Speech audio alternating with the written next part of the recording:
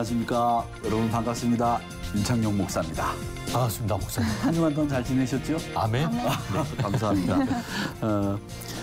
오늘은 이제 간절함에 대해서 조금 얘기를 해보려고 해요. 살면서 누구나 한 번쯤은 이 간절함이 다 생기죠. 두 분도 아마 이런 간절함이 있었을 때가 있었을 것으로 생각이 되는데 네. 어떨 때 제일 간절하셨어요? 저는 이제 97년도에 처음으로 이제 뮤지컬 주인공 오디션 봤을 때 정말 간절했죠. 그때는 1000대 정도 됐거든요. 아, 주인공으로 발탁되기를. 네. 발탁됐죠? 네. 그때 공연했던 뮤지컬이 그 웨스트 사이드 스토리라고. 그 유명한 웨스트 사이드 톤이라는 스토리. 주인공 역할이었는데 정말 감사했죠. 아우, 정말 행복했습니다. 그게 사실 시작이 돼서 지금의 제가 있지 않았나. 네, 정말 하나님 감사합니다.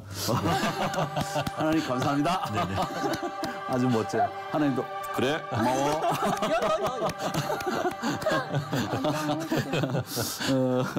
우리 난자매는 간절함이 있었을 때가 이제 하나님한테 너무 사랑받고 싶고 그리고 교회에서 같이 막 기도드리고 이러다 보면은 막 방언하는 사람도 있고 뭔가 하나님이랑 뭔가 특별해 보이는 거예요. 그러니까 난 왜 막 진짜 내가 믿음이 있는 게 맞는 건가? 약간 이런 생각이 들면서 뭔가 더 하나님을 가까워지고 싶고 약간 그랬던 적이 있었던 것 같아요. 그런 간절함? 그런 간절함. 네. 네, 그래요.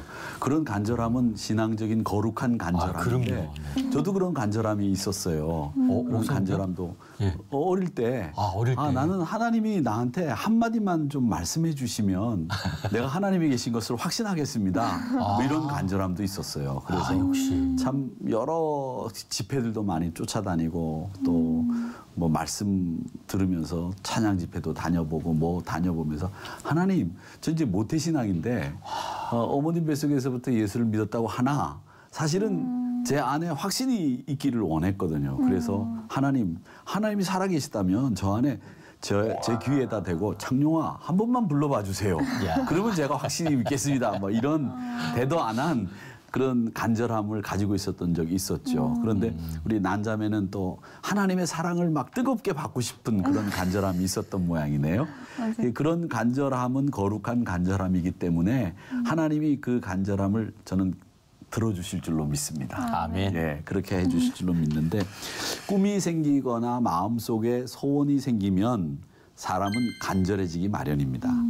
이 박찬호 선수가 우리나라 메이저리그에서 성공한 최초의 케이스가 아닌가 이런 생각이 드는데 이분이 여러 가지 말들을 많이 하셨는데 그중에 이런 말을 했답니다. 꿈과 성공을 이루는데 간절함의 중요성은 수십 번 강조해도 부족하다. 그만큼 이 간절함이 중요하다는 거죠. 근데 성경 속에도 보면 이 간절함으로 기적을 경험한 인물들이 많이 있는데 어떤 사람인지 오늘 한번 살펴보도록 하겠습니다.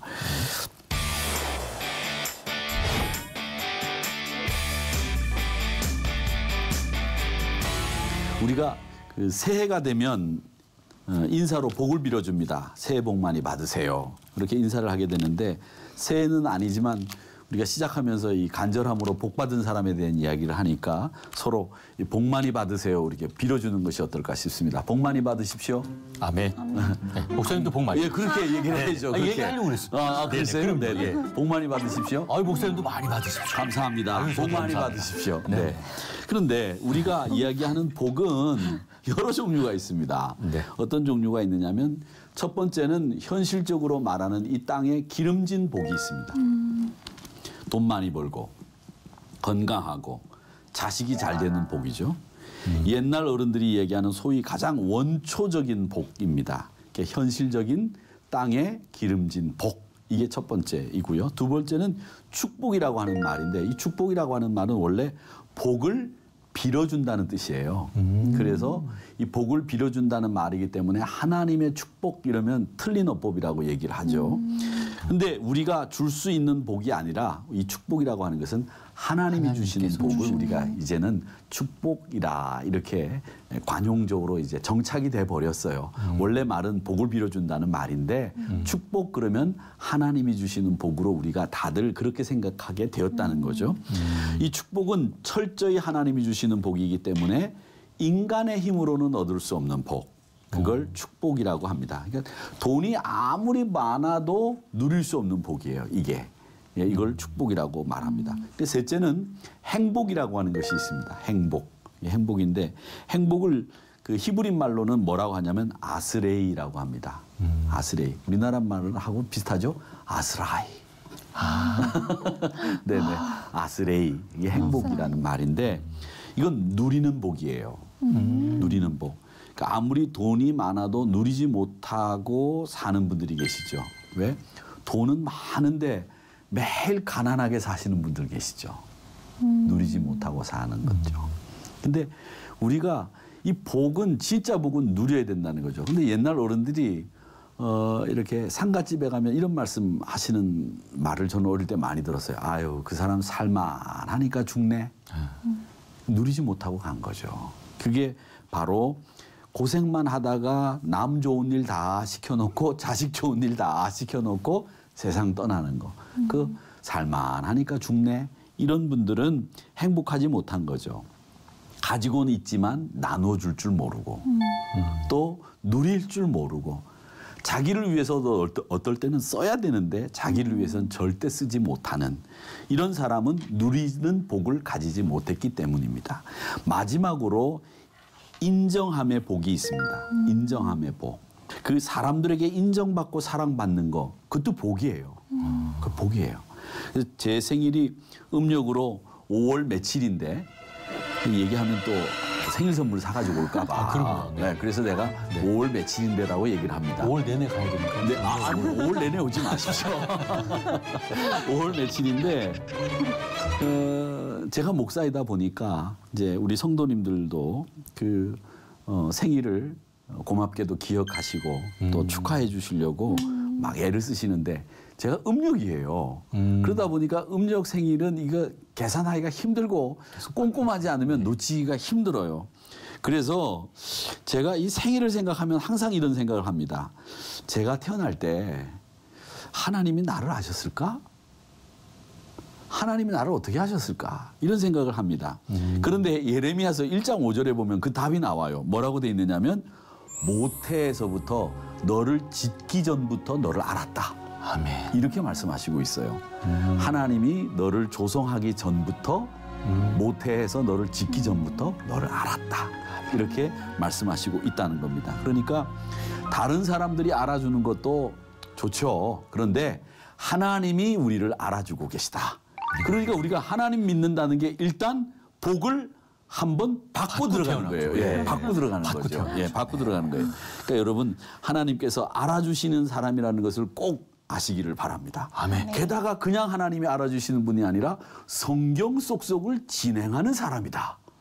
이거 얼마나 하나님이 귀하게 여기시겠어요. 그러네요. 그렇죠? 네. 그러니까 이거 간과히 여기지 마시고 하나님이 인정해 주시는 놀라운 축복의 대상자가 바로 나구나. 이렇게 생각하시면 되겠습니다. 이게 우리에게 있어서 가장 큰 복이 됩니다. 그래서 우리 성도님들께서는 하나님께서 인정하시는 복, 그리고 하나님이 주시는 누릴 수 있는 복인 행복, 그리고 하나님만이 주실 수 있는 축복의 대상, 현실 속에서 만나는 땅에 기름진 복도 누리시는 주인공이 되시기를 주님의 이름으로 축원합니다. 아멘. 특별히 두 분. 아멘. 목사님도. 네, 감사합니다. 그러나 복을 누리며 살아도 부족할 판에 우리에게는 고난이라고 하는 것이 쉴 새 없이 찾아옵니다. 이는 그리스도인이라고 할지라도 예외가 없어요.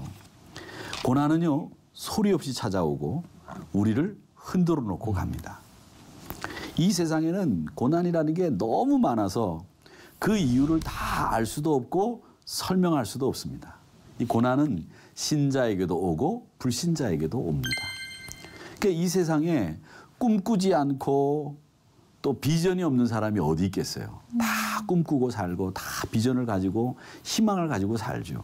근데 반드시 그 꿈꾼 대로 이루어지는 게 아니에요.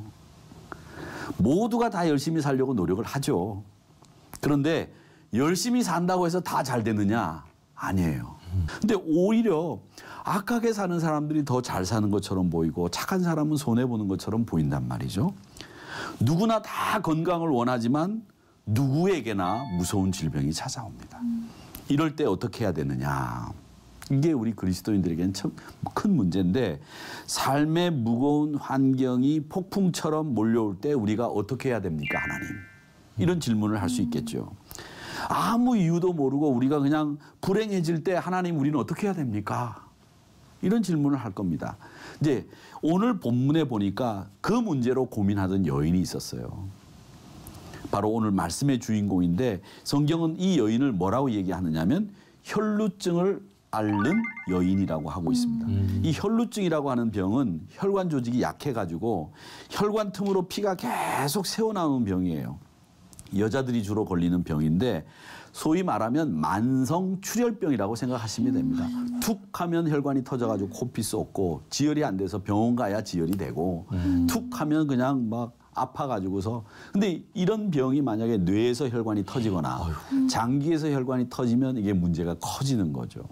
그런데 대개 여성들이 이런 병에 걸리게 되면 만성적으로 가게 되고 악성 빈혈로 가는 경우들이 대부분이었다고 합니다. 문제는 이 옛날 구약시대 때 이 병이 부정한 병이었어요. 부정한 병. 그래서 부정한 병이라고 하는 말은 하나님의 징계를 받은 병이다. 이렇게 생각하는 병이었다는 거죠. 그래서 이 성경에서 말하는 부정한 병이 여러 개가 있는데 이 병도 부정한 병으로 치부를 받아서 사람들과 어울려 살지 못하고 사회생활을 하지 못하는 그런 병이었는데 그런 병이 있어요. 이게 소경, 다리를 저는 거, 손이 부러져 손을 못 쓰는 거, 그 다음에 등에 이렇게 곱사가 되는 거, 그 다음에 키가 작은 거, 눈에 백막이 있는 거, 괴혈병, 퍼짐, 피부병, 고름 흘리는 거, 피 흘리는 거. 구약 성경에 보면 부정한 병들이 이루 말할 수 없이 많이 있는데 성경이 규정한 이 병에 걸리면 제사장에게 확인을 받고 나음을 입었다고 인정을 해야만 일상으로 복귀를 하지 이 병을 앓는 동안에는 사람들과 관계도 맺을 수 없고 사람들 사이에서 마을 속에서 살 수도 없었어요. 자, 이런 병에 걸리면 육체 고통도 고통이지만 얼마나 마음고생이 컸겠어요. 특히 여자가. 사랑하는 가족들과 같이 살 수도 없습니다.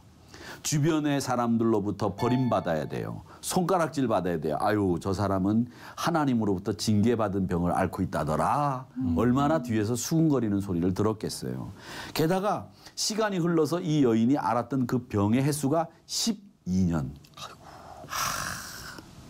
그러니까 이 여자 몰골은 어떻겠어요? 여성다움이 있었겠습니까? 자신이 여성이라면 아름답고 싶잖아요. 여성들은 다 나이가 들어도 아름답고 싶어요. 할머니 권사님들도 점심시간에 내려가 보면 식사하시고 난 뒤에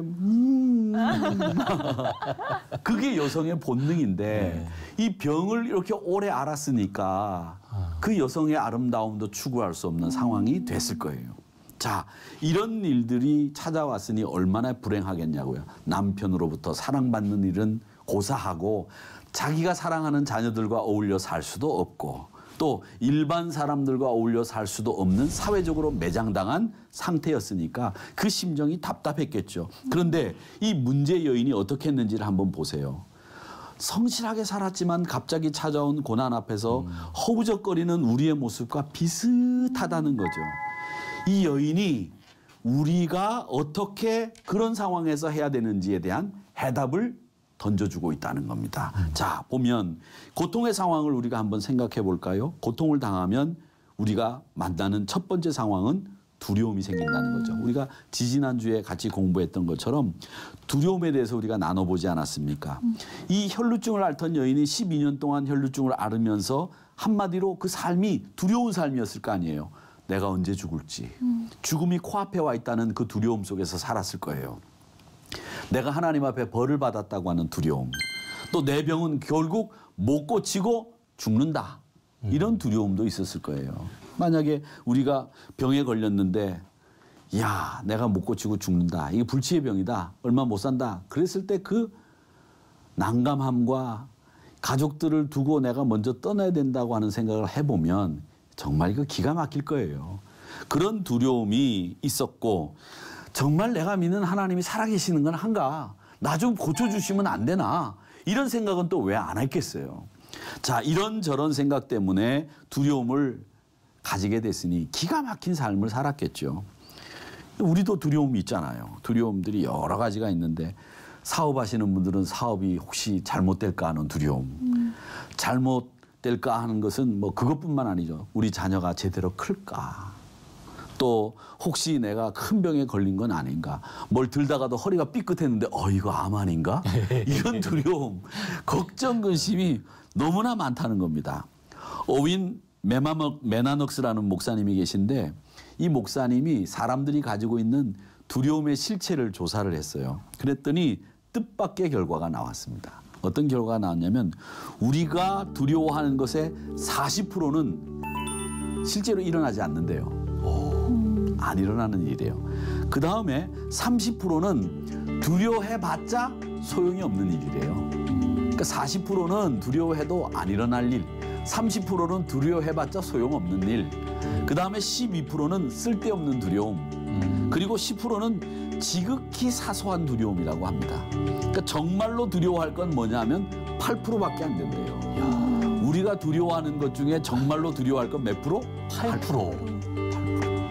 그러니까 이 8%라고 하면 해볼만 하지 않아요? 해볼만 하죠? 그럼요. 92%의 가능성이 있다는 말입니다. 그렇죠. 네. 그러니까 이 8%의 두려움을 가지고 92%의 가능성을 버리지 말라는 거예요.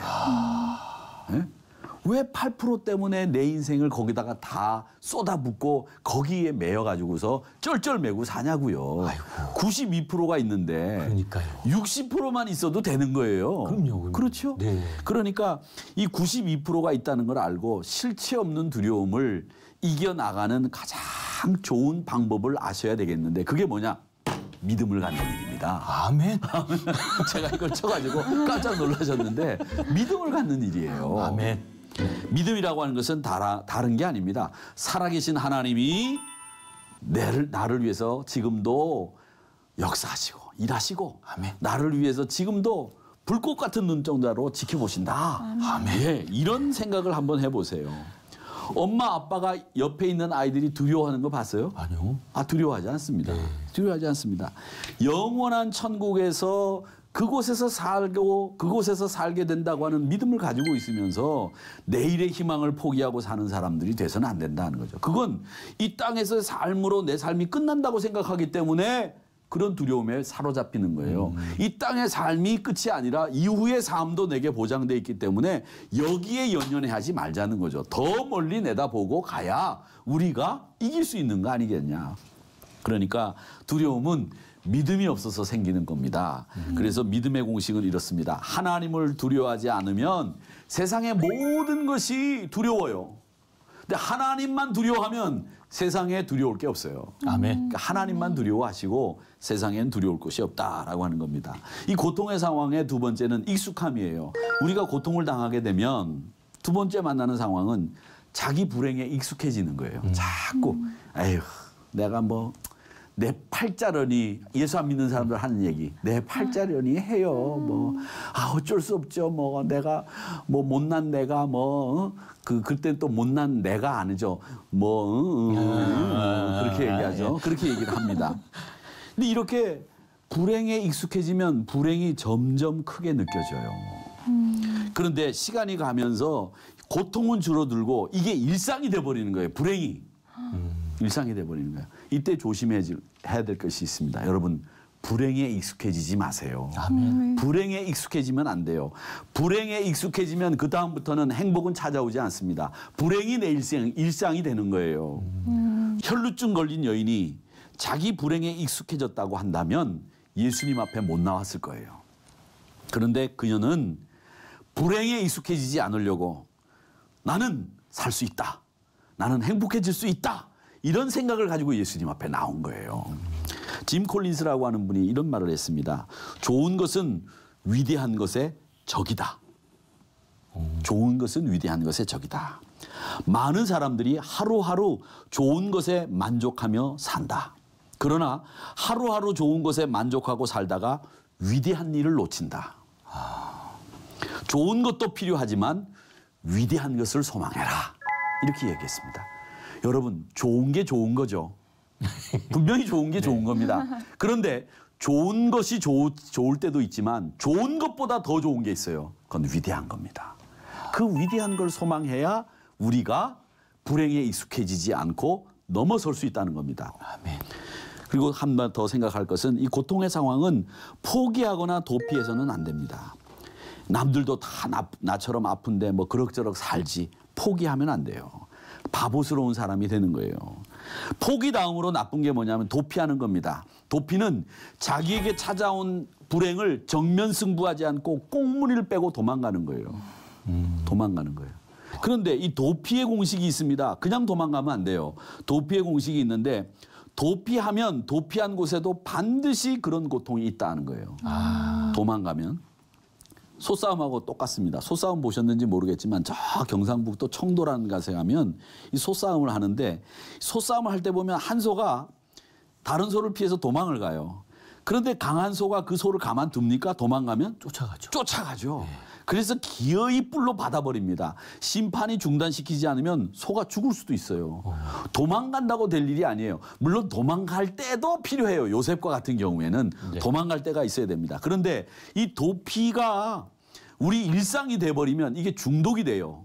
그게 뭐냐면 도피와 포기가 중독이 돼버리면 내 삶 속에서 항상 포기하고 도피하는 일이 일상이 돼버리면 불행에 젖어버리는 거예요. 그런데 예수님을 이 혈루증을 앓던 여인이 찾아 나왔잖아요. 12년을 앓다가 예수님 앞에 나왔는데 이 나왔다는 이야기가 뭐냐면 나는 나에게 찾아온 불행에게 이제 더 이상 포기하지 않겠다. 도피하지 않겠다. 내 혈류병 때문에 인생 포기하지 않는다. 이렇게 각오를 다진 거예요. 그렇게 각오를 다져야 이길 수 있는 거예요. 아멘. 그래서 고통을 피해서 도망가지 않겠다 생각을 하고 왜 이 여인은 두려움 없었겠어요? 있었겠지만 두려움을 가지고 있었지만 나는 이제 이 불행에서 벗어나야 되겠다라고 하는 간절함으로 예수님 앞에 나온 거예요. 고통과 함께 나온 거죠. 문제 때문에 숨어 사는 게 아니라 문제를 피하려고 하는 게 아니라 도피하려고 하는 게 아니라 탁 들고 나와가지고 예수님 앞에서 해결함을 받았다는 거예요. 한번 해볼 테면 해봐라 말이죠. 그렇게 했다는 거예요. 어떤 사람이 우물에 빠졌습니다. 근데 우물에 빠졌는데 밧줄을 탁 잡았어요. 다행히. 내려다 보니까 우물물이 시퍼렇게 깊어요. 너무 무섭고 두려운데 어디선가 음성이 들려오는데 밧줄을 놔라 그러는 거예요. 이 우물에 빠져가지고 밧줄을 겨우 잡았는데 밧줄을 놔라 그러는 거예요. 밧줄 놓으면 저 시퍼런 물에 빠져가지고 죽게 생겼는데 밧줄을 놓으라는 거예요. 계속. 그래가지고 이제 밧줄을 잡을 힘도 없고 이제 올라갈 힘도 없는데 에라 모르겠다. 그 말대로 내가 밧줄 놔봐야 되겠다. 그래서 밧줄을 탁 놨어요. 그랬더니 그 풍덩하고 우물 속에 팍 빠졌는데 염려했던 일이 아무런 것도 일어나지 않았습니다. 왜? 우물물이 무릎밖에 오지 않는 거예요. 무릎밖에. 그 밧줄과 이 밧줄을 놨는데 우물물이 무릎밖에 안 오는 우물물이었어요. 위에서 보니까 시퍼렇고 막 물이 그냥 저 빠지면 못 살아날 것 같은데 인생의 문제도 마찬가지입니다. 우물물이 깊어서 두려운 게 아니라 믿음이 없어서 두려운 거예요. 그러니까 보이는 바닥이 두려운 게 아니라 보이지 않는 바닥이 두려운 거예요. 보이지 않는 바닥이. 그러니까 포기하고 줄을 놓으면 30cm밖에 안 됩니다. 그러니까 여러분 8%밖에 걱정할 게 없어요. 92%는 가능성이 있다는 얘기죠. 그러니까 산산이 부서질 만큼 그런 깊은 바닥은 별로 없어요. 8%밖에 없다니까. 그러니까 추락하는 것에는 날개가 없다고 했는데 날개가 있어요. 날개가 있어요. 그러니까 자신 있게 밧줄을 놓으시고 믿음은 예수님 앞에 나와서 지금까지 내가 붙들고 있던 밧줄을 놓고 예수님을 꽉 붙잡는 거예요. 아멘. 이게 믿음이라는 거예요. 이게 믿음이라고 하는 건 제가 항상 말씀드리지만 내 인생이 열이라면 그 열 중에서 내가 하나님을 예수님을 의지하는 그 비율을 늘려가는 게 믿음의 성장이란 말이에요. 그러니까 계속되는 이 기적 이야기를 들으면서 한 가지 결론을 얻게 되는데 그게 뭐냐? 기적의 근원은 예수님이시다 라고 하는 겁니다. 그 사실을 알고 있다고 한다면 날마다 예수님 앞에 내 문제를 가지고 나는 불행에 익숙해지지 않을 거야. 이런 생각을 가지고 나아가시기를 바랍니다. 아멘. 그런 신앙이 이기는 신앙이고 승리하는 신앙입니다. 내가 예수님께 가서 옷자락이라도 만져야 되겠다. 이런 신앙을 가지고 절박한 마음을 가지고 예수님 앞에 나갈 때 기도응답의 역사가 일어나게 되고 불행에서 벗어나서 우리가 예수님의 기적을 경험하는 삶을 살게 됩니다. 그런 삶을 살게 되시기를 주님의 이름으로 축원합니다. 아멘. 어느 때보다도 간절한 마음으로 주님을 찾고 구하시는 그리고 그 간절함이 기도응답을 만들어내는 주인공들이 다 되시기를 바랍니다. 아멘. 성경 속소 다음 시간에 계속되니까 기대해 주시기 바랍니다. 저는 여기서 오늘 인사드리도록 하겠습니다. 여러분 고맙습니다. 감사합니다.